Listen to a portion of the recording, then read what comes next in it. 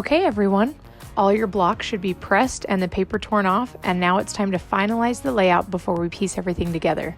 This is how my particular layout ended up, and as you do your own layout, you absolutely do not need to try to put all the same blocks in the same spots as I did. This part of the process is a great exercise in using your own compositional style, so let me break down what I did. So back up to before I even cut a single piece of fabric or designed any of the printable blocks. This was a rendering that I put together on my iPad just to flush out what I had in mind for the pattern. First, I started by creating each triangle and then mirroring it. I didn't even have a color scheme in mind yet. But once I found that gorgeous fabric by Giuseppe Robato, I made a custom color palette that would approximately represent each of the colors in that fabric set that I would be using. Then, using those colors, I started to just make up different hexagon block sets to kind of get a general idea of what the quilt would look like. This also helped me figure out how many block sets that I would need to make a certain size of quilt.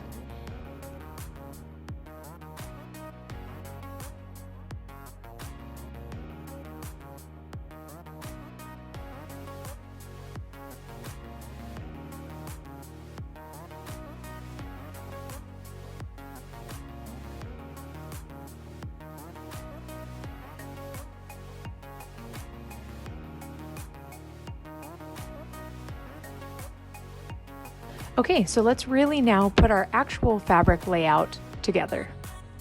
Because I know that my quilt will be a 64-inch square, I started by cutting myself a piece of batting that was about 68 inches wide. Rather than having a designated design wall in my studio, I like to lay down batting in my spare bedroom and do my layouts on the floor. This way I can easily move them or fold them up between sessions, and everything typically stays in place and organized. So when I first started experimenting with the layouts, I really wanted to put all of the blocks in rainbow gradient across the quilt. But then I realized as I got further that I had only made 3 blocks containing white fabric and a ton of blocks with the dark blues, so the balance just wasn't quite there. And then I also realized that I would be splitting some of the blocks along the edges of the quilt to make it a square. And if I used one half of a block on the opposite side of the quilt, the colors just wouldn't stay in rainbow order the way I wanted them to.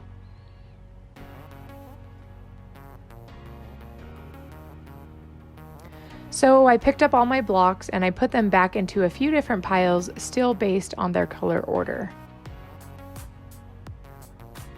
And this time, the logic for my layout was to try to not put any similar colors right up next to each other. Also, I wanted to remind you, when you're doing your layout, your top full row of your quilt should consist of 5 hexagon blocks, like you see here. So because I realized that my blocks containing white fabric were so sparse, I wanted to really be more strategic about where I placed them in my quilt. I didn't want them to be on any edges or touching each other.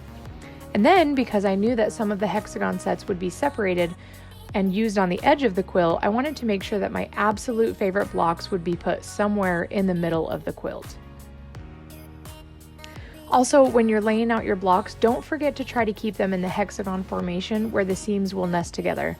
Otherwise, it will kind of have defeated the purpose of piecing half of each hexagon set going backwards instead of forward. There were also a few blocks that I fussy cut, and I wanted to make absolute sure that those blocks didn't get split up and used on the edges. So once your layout is 5 rows tall, you should have just enough blocks left over to fill in the spaces on both sides, and then also add a half of a row to the top and a half of a row to the bottom.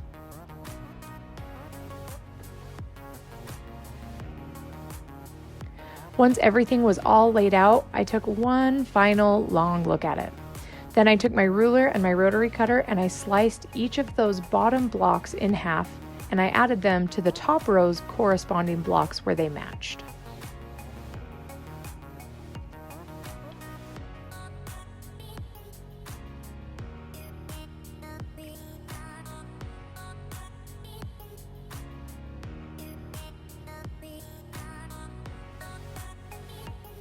And here we have it, our final layout.